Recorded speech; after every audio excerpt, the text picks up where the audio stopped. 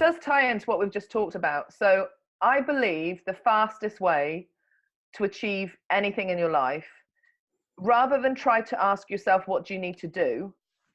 The question to ask yourself is, who do I need to become in order to have these results in my life?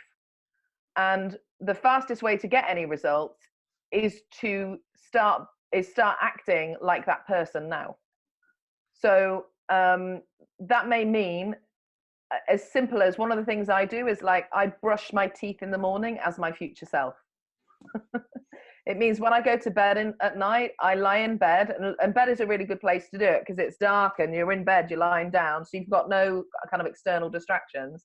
But I lie in bed as my future self, and it informs any decision I make. So one of the reasons that people stay stuck is because they're making decisions from their current starting point. Whereas if you start making decisions from your destination, from where you're aiming to end up, you make a different decision. So, Bernadette with a 6-month-old baby, with dwindling savings, there's no way that Bernadette would have invested 13,000 in a mentor. But the Bernadette who was a 7-figure businesswoman would make that investment many times over. Of course, she would make an investment that would triple her business. So you start to be that person. And there's a thing I do every single day. I write an email from my future self to me. So my future self writes me an email, sometimes giving me advice. The email she wrote yesterday thanked me. She said, "Thank you, Bernadette, for the decisions you're making that created this life. Thank you for putting up with short-term discomfort for long-term gain." And so, like, I receive on a daily basis wisdom, guidance, appreciation from my future self. And that is available to every single person here, every single listener, because we all have that future version of us who's figured stuff out, who's got the wisdom, who's, overcome the challenges. And like, that's a tremendous resource available to every single one of us. So you can be your own mentor.